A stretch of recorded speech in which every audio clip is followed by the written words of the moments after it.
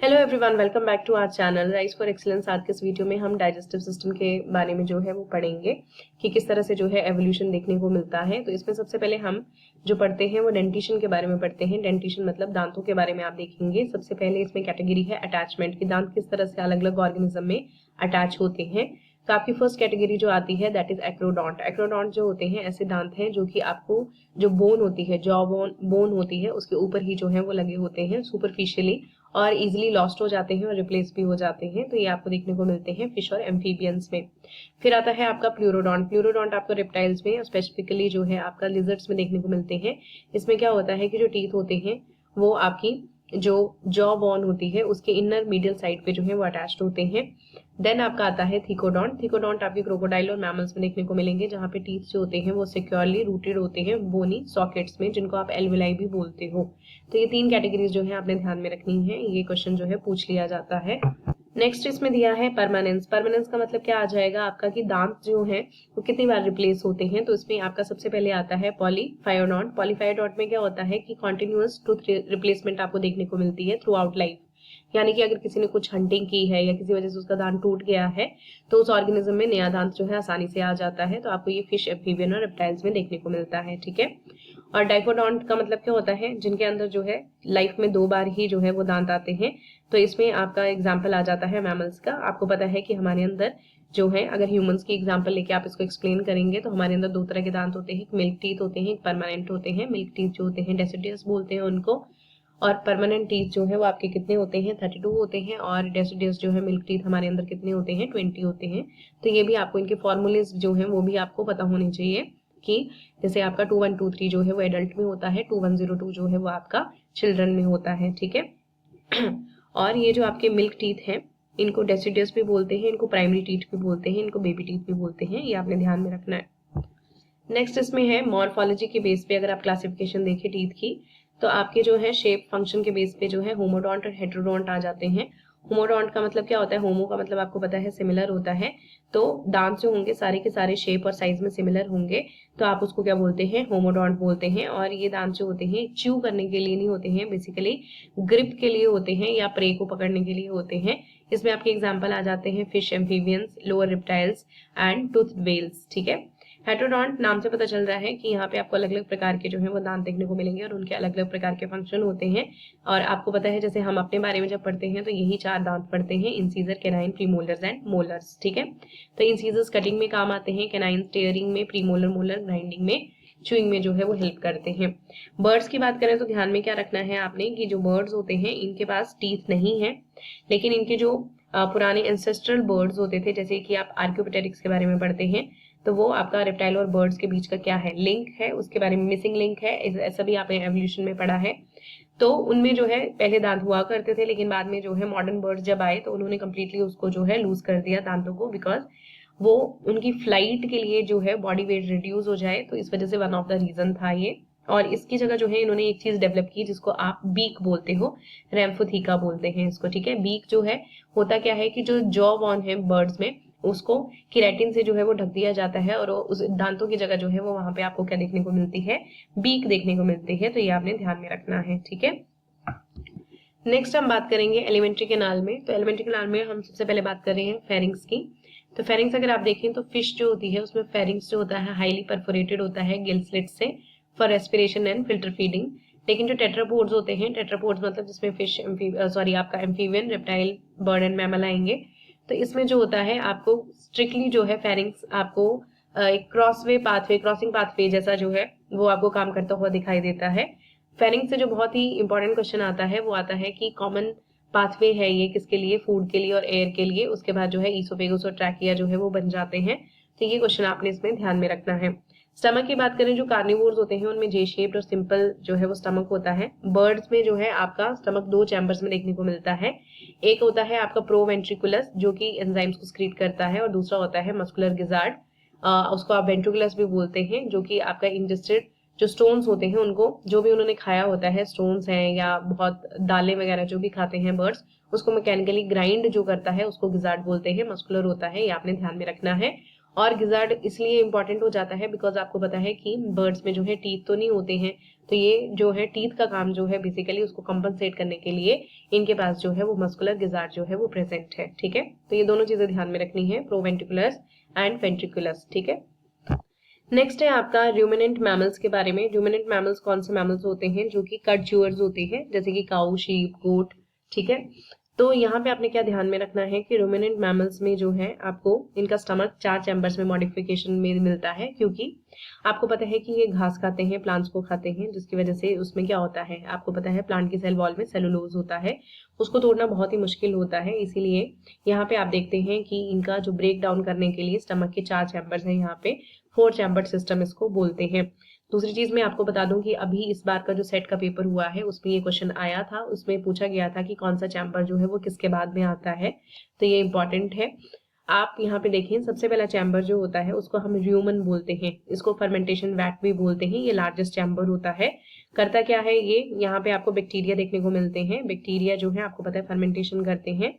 तो आपको पता है र्यूमिनेंट जो होते हैं इसका मैकेनिज्म कैसे चलता है कि र्यूमिनेंट्स, या से फॉर एग्जांपल काऊ है, तो ये जब खाना लेते हैं तो ये च्यू नहीं करते हैं उसको कंप्लीटली। ठीक है, वो क्या करते हैं, जब फर्स्ट ईट करते हैं उसको स्वेलो कर लेते हैं, और स्वेलो करके जो है आपका जो भी घास है या प्लांट्स है वो कहाँ पे आ जाते हैं, र्यूमन में आ जाते हैं। र्यूमन में क्या होगा, जो बैक्टीरिया पड़े हैं, प्रोटोजोआ पड़े हैं, वो सेलुलेज एंजाइम की हेल्प से जो है वो सेलुलोज को तोड़ देते हैं वाया फर्मेंटेशन। ठीक है, दूसरा जो है आपका रेटिकुलम है। रेटिकुलम द हनीकॉम्ब भी इसको बोलते हैं, क्योंकि हनीकॉम्ब स्ट्रक्चर जैसा होता है ये क्या करता है कि र्यूमन के साथ ही, मतलब उसके साथ जो है वो क्लोजली काम करता है और खाने को जो है और फर्दर जाके ब्रेक डाउन करने में हेल्प करता है। ठीक है, तो जब ये आपका जो अनच्यूड फूड होता है ये फिर क्या होता है, ब्रेक डाउन होकर क्लम्प्स में बन जाता है, जिसको आप कड बोलते हैं। इसलिए हम इनको क्या बोल रहे हैं, कड च्यूअर्स बोलते हैं। तो उसको हम कड बोलते हैं जब आपका जो अनच्यूड फूड होता है वो क्या बन जाता है, क्लम्प्स में जो है वो तैयार हो जाता है। और उसके बाद ये जो कड होता है इसको जो गाय होती है या जो भी आपके और आपके एनिमल्स हैं, ये क्या करेंगे, उसको फिर से माउथ में जो है लेके आते हैं और सेकेंड टाइम जो है उसको च्यू करते हैं। ठीक है, तो ये आपने ध्यान में रखना है।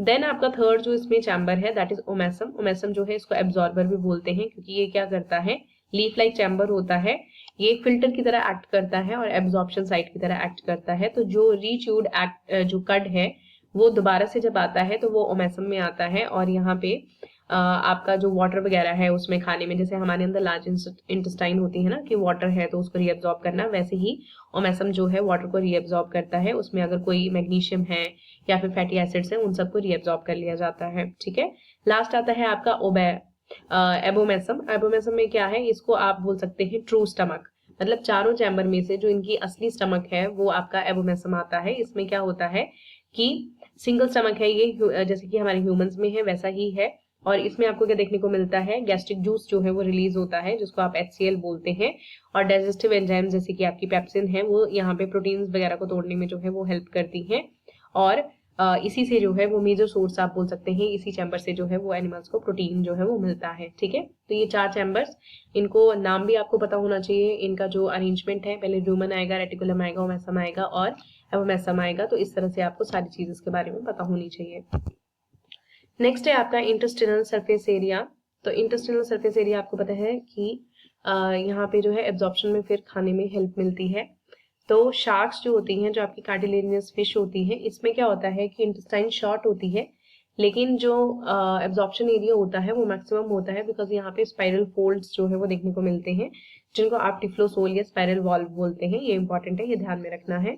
और मैमल्स में आपको पता है कि सरफेस एरिया जो है बढ़ाने के लिए पड़े होते हैं विलाई और माइक्रोविलाई, और जो आपके एनिमल्स होते हैं जो हर्बीवोर्स है लेकिन नॉन र्यूमिनेंट्स हैं। ठीक है, जैसे कि आपका रैबिट है, हॉर्स है, तो यहाँ पे जो रैबिट हॉर्स है ये आपके हर्बीवोर्स हैं लेकिन नॉन र्यूमिनेंट्स होते हैं, तो इनके पास जो है वो काऊ के जैसा आपका 4 चैम्बर वाला स्टमक नहीं होता है। तो यहाँ पे क्या देखने को मिलता है कि जब ये प्लांट्स को खाते हैं तो इनको भी सेलुलोज को ब्रेक डाउन करना होता है, तो इनके पास एक पोर्शन होता है जिसको सीकम बोलते हैं, और ये किसके बीच में होता है, स्मॉल इंटेस्टाइन और लार्ज इंटेस्टाइन के जंक्शन पे जो है वो देखने को मिलता है। ये इसके अंदर जो है सीकम के अंदर आपके बहुत सारे सिम्बायोटिक बैक्टीरिया होते हैं जो कि इनके सेलुलोज को ब्रेक डाउन करते हैं। लेकिन ह्यूमंस में क्या है कि ह्यूमंस में धीरे धीरे जो है डाइट जो है वो शिफ्ट होती गई, और आपका जो है यहाँ पे सीकम तो था, लेकिन फिर वो धीरे धीरे अपना फंक्शन जो है लूज करता गया और उसको आज की डेट में हम वेस्टिजियल बोलते हैं। और आप जो है उसको नाम आज की डेट में जो आप उसका नाम जानते हो दैट इज अपेंडिक्स। ठीक है, तो ये कुछ मॉडिफिकेशन है कि फिश में कैसा है और मैमल्स में किस तरह से है, ये आपने ध्यान में रखना है। हमारा नेक्स्ट टॉपिक है सर्कुलेटरी सिस्टम का, कि किस तरह से हार्ट का जो है और एओर्टिक आर्चेस जो है उनका एवोल्यूशन हुआ है। तो आपको पता है कि हम जब फिश के बारे में पढ़ते हैं तो हम देखते हैं कि उसमें आपका 2 चैम्बर्ड हार्ट था और धीरे धीरे फिर जब तक मैमल्स में हम पहुंचे तो 4 चैम्बर्ड हार्ट जो है वो आपको देखने को मिलता है। तो सबसे पहले अगर आपका एवोल्यूशन देखें वर्टिब्रेट हार्ट का, तो फिश के बारे में आप देखते हैं कि फिश का जो हार्ट होता है उसको वीनस हार्ट बोलते हैं और इसमें सिंगल सर्कुलेशन देखने को मिलती है, बिकॉज इसमें 2 ही चैम्बर प्रेजेंट होते हैं, जिसको आप बोलते हैं एक आर्ट्रियम और एक वेंट्रिकल, और इसमें 2 एसेसरी चैम्बर्स और होते हैं जिसको आप बोलते हैं साइनस विनोसिस एंड आपका कॉनस आर्ट्रियोसिस या फिर बल्बस आर्ट्रियोसिस। अब देखिए इसमें ध्यान में क्या रखना है कि आपका जो खून आता है वो पहले साइनस विनोसिस में आता है, फिर आर्ट्रियम में जाएगा, फिर वेंट्रिकल में, और फिर कॉनस आर्ट्रियोसिस से बाहर निकल जाता है। दूसरी खासियत इसमें क्या है फिश के हार्ट में, कि जो हार्ट होता है उसमें सिर्फ डीऑक्सीनेटेड ब्लड ही होता है, इसीलिए हम इसको वीनस हार्ट बोलते हैं। वेरी इंपॉर्टेंट, जो आपका ऑक्सीजनेशन होती है ब्लड की वो कहाँ पे होती है, गिल्स में होती है, और गिल्स में जब पूरा गैस एक्सचेंज हो जाता है, ऑक्सीजनेशन हो जाती है, तो जो फ्रेशली ऑक्सीजनेटेड ब्लड होता है वो डायरेक्टली जो है वो बॉडी में चला जाता है, ना कि दोबारा से हार्ट में आता है। ठीक है, तो देखिए 2 बार हार्ट में जो है ब्लड नहीं आता है, इसलिए सिंगल सर्कुलेशन है। दूसरा, यहाँ पे आपके 2 चैम्बर्स हैं, आर्ट्रियम और वेंट्रिकल, और जो हार्ट होता है उसमें सिर्फ डीऑक्सीनेटेड ब्लड ही जाता है, इसलिए हम उसको वीनस हार्ट बोलते हैं। वेरी वेरी इंपॉर्टेंट, ये आपने इसमें ध्यान में रखना है। नेक्स्ट हम बात करते हैं एम्फीबियन, यानी कि आपके जो लैंड पे भी रहते हैं और वाटर पे भी रहते हैं, ये आपके एम्फीबियंस होते हैं। इनके बारे में अगर बात करें तो इनका हार्ट होता है 3 चैम्बर्ड और इसको ट्रांजिशनल हार्ट भी बोलते हैं। इसकी खासियत क्या है, 3 चैम्बर क्या आ जाएंगे इसमें, एक आर्टरी, 2 आर्टरी आ जाएंगे और एक वेंट्रिकल आ जाएगा, और साइनस विनोसिस भी इसमें प्रेजेंट होता है, और दूसरा आपका कॉनस आर्ट्रियोसिस भी इसमें प्रेजेंट होता है। अब साइनस विनोसिस का क्या काम होता है कि ये राइट आर्ट्रिया में जो है डीऑक्सीजनेटेड ब्लड जो है उसको लाके बॉडी टिश्यूज से वहां पे डाल देता है। अब देखिए यहाँ पे 2 आपके आर्ट्रिया हैं, यानी कि 2 आर्ट्रियम है यहाँ पे। तो एक जो है आपका राइट वाला जो है डीऑक्सीजनेटेड ब्लड को रिसीव करता है, जो कि साइनस विनोसिस लाके उसको देता है, और दूसरा जो है आपका लेफ्ट जो है वो आपका ऑक्सीजनेटेड ब्लड यहाँ पे आएगा लंग से या स्किन से। अब ये जो दोनों आर्टरियां हैं ये अपने ब्लड को कहाँ पे एम्प्टी करते हैं, तो वो आपका है सिंगल वेंट्रिकल। अब हमें क्या लगता है कि जब सिंगल वेंट्रिकल में वो जाएगा तो पूरी तरह से जो है ब्लड जो है मिक्स हो जाता है, लेकिन ऐसा नहीं होता है, ये आपने ध्यान में रखना है। जो कंप्लीट मिक्सिंग है वो ना हो पाए, इसके लिए जो है इसके वेंट्रिकल में एक मस्कुलर रिज होता है जिसको आप ट्रेबैक्यूले बोलते हैं। ये रिज क्या करता है कि जो आपका डीऑक्सीडेटेड और ऑक्सीडेटेड ब्लड है उसको थोड़ा अलग रखता है, और फिर आपके वेंट्रिकल से जब खून ने जो है बॉडी में जाना है तो उसमें क्या होता है कि आपका पहले खून जाता है आपका कॉनस आर्ट्रियोसिस में। कॉनस आर्ट्रियोसिस जो है इसमें इसमें जो है आपका एक स्पाइरल वॉल्व जो है वो प्रेजेंट होता है। अब आपने ध्यान में क्या रखना है कि स्पाइरल वॉल्व जो है ये एक डायनेमिक गाइड की तरह काम करता है। ये क्या करता है कि फर्स्ट वेव ऑफ ब्लड जब आती है, फर्स्ट वेव होती है जिसमें ऑक्सीजन की कमी होगी, यानी कि डीऑक्सीडेटेड ब्लड आप रख लीजिए, तो उसको जो है सबसे पहले वो जब आएगा तो उसको ये क्या करता है आपका पल्मोक्यूटेनियस आर्टरीज जो होती हैं वहां पे भेज देता है। ठीक है, और दूसरी बार जब ब्लड आता है तो वो ऑक्सीजन रिच होता है, तो उसको वो कहाँ भेज देता है, सिस्टेमिक आर्चेस में भेज देता है। जैसे हमारे अंदर होता है, आपको ध्यान में होगा कि हमारी जो पल्मोनरी आर्टरी है वो लंग्स की तरफ जो है वो क्या लेकर जाती है, आपका डीऑक्सीनेटेड ब्लड, और जो आपका ऑक्सीनेटेड ब्लड है वो आपका अयोर्टा से बॉडी पार्ट्स में जाता है। लेकिन यहाँ पे अंतर क्या है कि एक ही वेंट्रिकल है और उसमें रिज प्रेजेंट है, तो मिक्सिंग नहीं हो पाती है, और फिर वो ब्लड जो है सबसे पहले कहाँ पे आएगा आपका, तो वो कॉनस आर्टरियोसिस में आएगा। कॉनस आर्टरियोसिस में एक स्पाइरल वॉल्व प्रेजेंट है, और वो वॉल्व जो है वो ब्लड को एक एक बारी करके अलग अलग उसमें भेजता है, ये आपने इसमें ध्यान में रखना है। चलिए अब रेप्टाइल्स की बात करते हैं। रेप्टाइल्स जो होते हैं आपके, ऐसा बोला जाता है कि ये 3 चैम्बर्ड होते हैं, लेकिन आपने ध्यान में क्या रखना है कि टेक्निकली 3 चैम्बर्ड होते हैं, लेकिन ये इनका जो हार्ट है वो ज्यादा एफिशिएंट और कॉम्प्लेक्स होता है as comparison to amphibian heart. ठीक है, अगर आप इसमें चैम्बर्स देखेंगे तो 3 चैम्बर्स ही देखने को मिलते हैं, लेकिन स्ट्रक्चरली एडवांस होते हैं ये, और आपका जो वेंट्रिकल होता है उसमें खासियत क्या है कि वो पार्शियली डिवाइडेड होता है इंटरवेंट्रिकुलर सेप्टम से, ताकि बिल्कुल भी जो है वो खून की मिक्सिंग ना हो वहां पे, ये आपने ध्यान में रखना है। इंटरवेंट्रिकुलर सेप्टम क्या होता है, तो आप देखेंगे कि जैसे आपके जो नॉन क्रोकोडाइल रेप्टाइल्स हैं, जिसमें स्नेक्स आते हैं, लेजर्स आते हैं, टर्टल्स हो गए, इनमें जो है एक पार्शियल मस्कुलर वॉल आपको देखने को मिलेगी जो कि वेंट्रिकल में ग्रो होती है, जिसको आप इंटरवेंट्रिकुलर सेप्टम बोलते हैं। ठीक है, ये बस इतना सा आपने ध्यान में रखना है। तो ये पार्शियल वॉल जो होती है ये फिजिकली ब्लॉक कर देती है most of the mixing of blood between oxygen rich and oxygen poor blood. ठीक है, जिसकी वजह से क्या होता है, ये इंश्योर हो जाता है कि अगर बॉडी टिश्यूज पे जो है ब्लड जा रहा है तो वो ज्यादा क्लीन होता है, उसमें ज्यादा ऑक्सीजन होती है। तो एक तो ये चीज आपने ध्यान में रखनी है। दूसरी चीज जब आती है तो इसमें रेप्टाइल्स में हम एक्सेप्शंस के बारे में पढ़ते हैं, जिसमें आप क्रोकोडिलियंस जो हैं उनके बारे में पढ़ेंगे। तो क्रोकोडाइलियंस जो हैं इसमें आपके क्रोकोडाइल एलिगेटर्स जो है वो आते हैं, पहले तो ये ध्यान में रखना है। इनके अंदर आपको 4 चैम्बर्ड हार्ट देखने को मिलता है। तो कभी भी हम रेप्टाइल्स के बारे में पढ़ते हैं तो हम ऐसे पढ़ते हैं कि 3 चैम्बर्ड हार्ट होता है, पर एक्सेप्शन इज क्रोकोडाइल, ज्यादातर क्रोकोडाइल का नाम लिया जाता है, पर इसी में ही एलिगेटर भी जो है वो आता है। तो आपका इसमें 4 चैम्बर हार्ट कैसा होता है, जैसे बर्ड और हमारे अंदर होता है मैमल्स के अंदर, वैसा ही हार्ट होता है। लेकिन इसमें खासियत क्या है कि आपको पता है जो मगरमच्छ है वो आपका लैंड पे भी रहता है और पानी के अंदर भी डाइव करता है। तो जब मगरमच्छ लैंड के ऊपर होता है तो वो आपके ह्यूमन हार्ट की तरह ही काम होता है उसके अंदर, यानी कि बिल्कुल भी मिक्सिंग ऑफ ब्लड नहीं होती है। जैसे राइट साइड से डिऑक्सीनेटेड ब्लड जाता है, लेफ्ट साइड से ऑक्सीनेटेड ब्लड जाता है, वैसा प्रॉपर काम होता है। लेकिन जब वो आपका पानी के अंदर होता है तो उसके अंदर वो अपनी सांस रोक लेता है। ठीक है, तो आपको क्या ध्यान में रखना है कि इसके पास एक यूनिक जो है शंट की तरह काम करने वाला एक स्ट्रक्चर होता है, जिसको आप फोरामेन ऑफ पेनिजा बोलते हैं।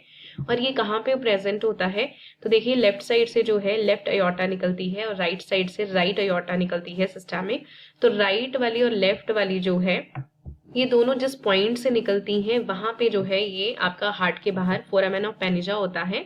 अगर इसको आप सिंपल भाषा में समझे तो जैसे मान लो आपके पास 2 पाइप्स हैं और वो एक सिंगल ओरिजिन से ही जो है वो निकल रही हैं, तो वो सिंगल ओरिजिन जहां से वो निकल रही है वहीं पे एक छोटा सा छेद है, और अगर आप उन पाइप्स को आगे से बंद कर दो तो क्या होगा, प्रेशर बिल्ट होता है और वो प्रेशर जो है उसकी वजह से पानी जो है उस छेद से जो है वो बाहर आने लगेगा। ठीक है, वैसे ही जो है काम होता है इसके अंदर, क्रोकोडाइल के अंदर।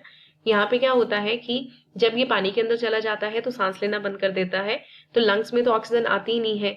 तो लंग्स में ऑक्सीजन अगर नहीं आ रही है तो ये क्या करता है कि जो इसका ब्लड होता है वो लंग्स की तरफ लंग्स की तरफ नहीं जाता है। लंग्स की तरफ ना जाने का कारण ये है कि जो वहां पे ब्लड वेसल्स होती हैं वो कंस्ट्रिक्ट हो जाती हैं जब वो पानी के अंदर होता है। तो अब जब कंस्ट्रिक्ट हो गई हैं तो प्रेशर बढ़ना शुरू होता है, और प्रेशर बढ़ना की वजह से क्या होता है कि जो डिऑक्सीनेटेड ब्लड होता है वो इस छेद से जो है फोरामेन ऑफ पेनिजा इससे बाहर आने लगता है, और डिऑक्सीनेटेड ब्लड जो है वो दोबारा से इसकी बॉडी में जो है वो घूमने लगता है।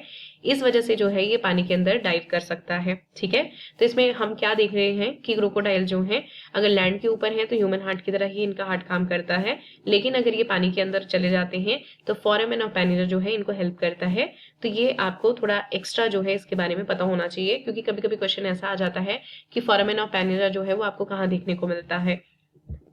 नेक्स्ट है आपका birds and mammals. Birds and mammals में आपको सबसे ज्यादा जो है अच्छा हार्ट देखने को मिलता है, यानी कि एवोल्यूशन का आप बोल सकते हैं एक तरह से पीक यहाँ पे आपको देखने को मिलता है। आपको पता है हमारे अंदर डबल सर्कुलेशन होती है, वेरी वेरी इंपॉर्टेंट। उसके अलावा आपको स्ट्रक्चर देखें हार्ट का तो 2 आर्टरिया और 2 वेंट्रिकल देखने को मिलते हैं।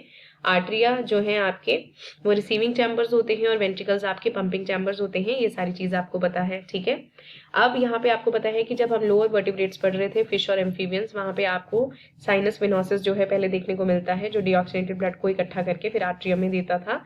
लेकिन आपको यहाँ पे ऐसा कुछ नहीं देखने को मिलता है। ये जो आपका साइनस विनोसिस है, ऐसा बोला जाता है कि ये आपका पूरी तरह से यहाँ पे मिनिमाइज हो जाता है और कंप्लीटली एब्जॉर्ब हो जाता है राइट एट्रियम में। ठीक है, अब राइट एट्रियम में आप ऐसे नहीं बोल सकते कि कंप्लीटली डिसअपियर हो जाता है, बल्कि ये मॉडिफाई होके आपके स्पेशलाइज्ड क्लस्टर ऑफ सेल जो है वो बन जाते हैं, जिसको आज की डेट में आप हार्ट में पढ़ते हैं एसए नोड। ठीक है, तो एसए नोड जो है बेसिकली ये मॉडिफिकेशन किसकी आ जाएगी, तो साइनस विनोसिस की मॉडिफिकेशन है, ये आप ध्यान में रख सकते हैं। एसए नोड का आपको एक क्वेश्चन भी आता है कि पेसमेकर ऑफ द हार्ट किसको बोलते हैं, तो वो आपका एसए नोड है। और क्योंकि ये इलेक्ट्रिक इम्पल्स को जो है वो जनरेट करता है और हार्ट की जो हार्ट बीट होती है उसको डिक्टेट करता है। ठीक है।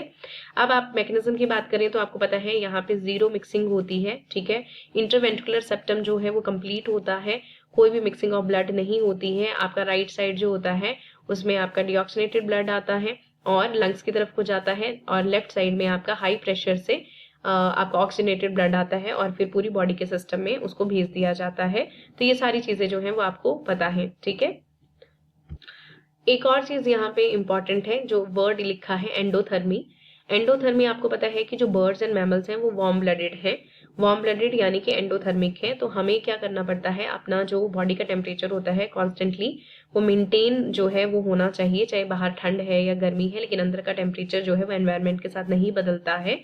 तो इसके लिए, इसको मेंटेन करने के लिए हायर लेवल ऑफ एनर्जी की जरूरत पड़ती है। और 4 चैम्बर्ड हार्ट जो है वो क्या करता है, इसमें हमारी हेल्प करता है वार्म ब्लडेड एनिमल्स में।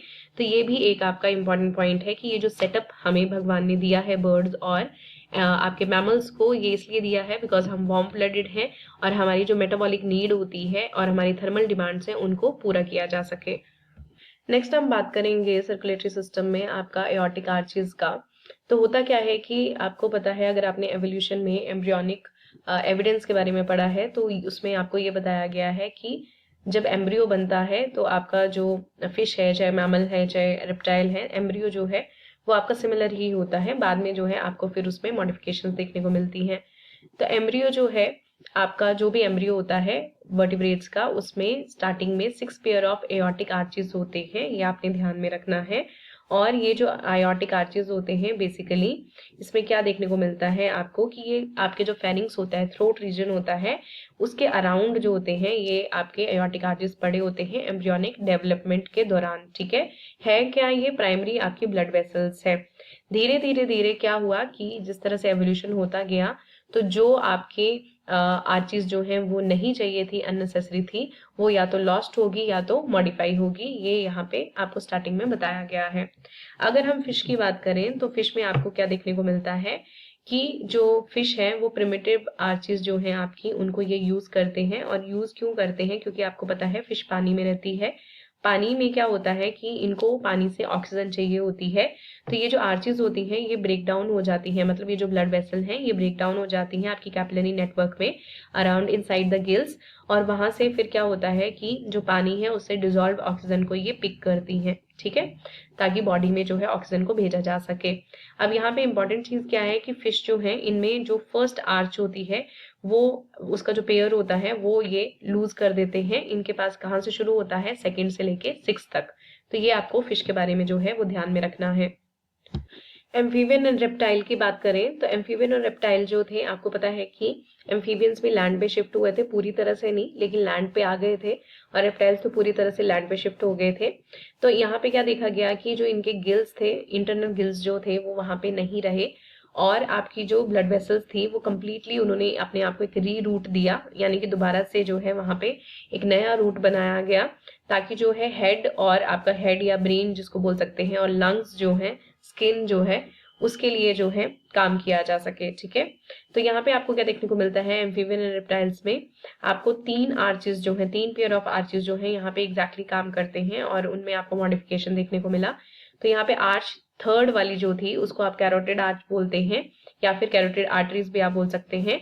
कैरोटिड आर्टरीज जो थी ये क्या है, इनका फंक्शन क्या कर दिया गया कि ये आपका जो है fresh high pressured oxidated blood जो है स्ट्रेट हेड और ब्रेन को जो है पहुंचाती हैं।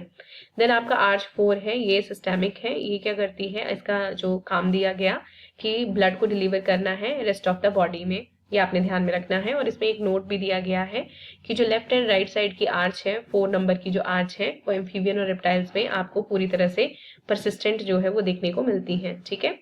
और फिर तीसरा जो है दैट इज आर्च 6 जो है ये पल्मोकुटेनियस पल्मोनरी आर्च है। और ये आपका पल्मोनरी पता है आपको, ये जो ब्लड है, जो डीऑक्सीनेटेड ब्लड है, ये आपको लंग्स में जो है वो भेजा जाता है, या फिर मॉइस्ट स्किन में जो है, एम्फीबियंस जो होते हैं आपको पता है वो स्किन से भी एक्सचेंज कर लेते हैं, तो स्किन में भेजा जाता है एम्फीबियंस में, या तो लंग्स में भेजा जाता है। ये आपने इसमें ध्यान में रखना है। उसके अलावा आपकी जो आर्च 5 है उसमें आपने ध्यान में रखना है कि ये टेट्रापोड्स जो हैं, यानी कि एम्फीबियन, रेप्टाइल, बर्ड, मैमल्स, इनमें जो है वो ऐसा जो है एक्सपेरिमेंटली ये प्रूव किया गया है कि कंप्लीटली जो है वो लॉस्ट हो चुकी है या फिर आपकी बोल सकते हैं डीजनरेट हो चुकी है ऑलमोस्ट ऑल एडल्ट टेट्रापोड्स में। आपकी आर्च 5 की बात कर रही हूँ। आर्च 5 जो है वो आपकी कंप्लीटली या तो डीजनरेट या तो आप बोल सकते हैं कंप्लीटली लॉस्ट हो चुकी है एडल्ट टेट्रापोड्स में। तो ये भी ध्यान में रखना है आपने।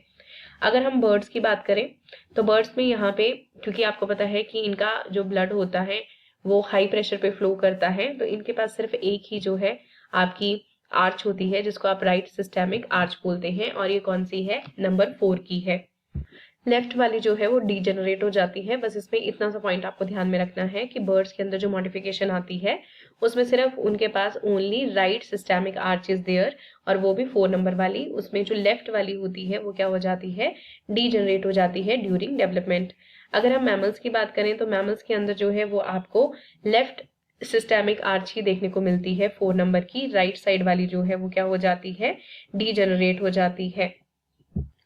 तो अगर आपको अयोटिक आर्च के बारे में समराइज करना है तो आप क्या बोल सकते हैं कि सबसे पहले तो आप आर्च 4 के बेस पे, जिसको आप सिस्टेमिक आर्च बोलते हैं, उसके बेस पे आपको इसमें जो है वो डिफरेंस पता होना चाहिए कि एम्फीबियन और रेप्टाइल जो होते हैं इनमें लेफ्ट और राइट दोनों ही परसिस्ट करती हैं। और डायरेक्शन अगर आप देखेंगे कि इसकी जो मेन अयोटा की डायरेक्शन होती है तो वो सिमेट्रिकल डबल लूप के फॉर्म में होती है, ठीक है। बर्ड्स में हमने बोला कि सिर्फ एक ही जो है राइट साइड की ही जो परसिस्ट करती है आर्च 4, लेफ्ट जो है वो डीजेनरेट हो जाती है। और आपके मैमल्स में जो है सिर्फ लेफ्ट साइड की जो है वो राइट जो है वो परसिस्ट करती है और राइट वाली जो है वो डीजेनरेट हो जाती है। तो ये थोड़ा सा इसको समराइज करके आपने दिमाग में जो है वो बिठाना है। तो आज हमने जो है इस वीडियो में आपकी 2 चीजें जो है वो कवर कर ली हैं। एक आपका सर्कुलेटरी सिस्टम जो है, हार्ट के बारे में किस तरह से एवोल्यूशन हुआ है, एयोटिक आर्चेस के बारे में आपने इसमें देखा है, एंड थोड़ा सा जो है वो आपने टीथ के बारे में, डाइजेशन के बारे में, किस तरह से जो है सरफेस एरिया है अलग अलग ऑर्गेनिज्म में, और डेंटिशन के बारे में जो है इसमें देखा है। नेक्स्ट वीडियो में जो है हम अगला पार्ट डिस्कस करेंगे। अगर आपको ये वीडियोस हेल्पफुल लग रहे हैं तो अपने फ्रेंड्स के साथ जरूर शेयर करें।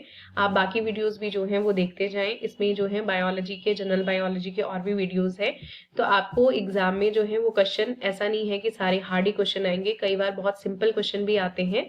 तो दोनों चीजें जो है वो आप साथ लेकर चलें।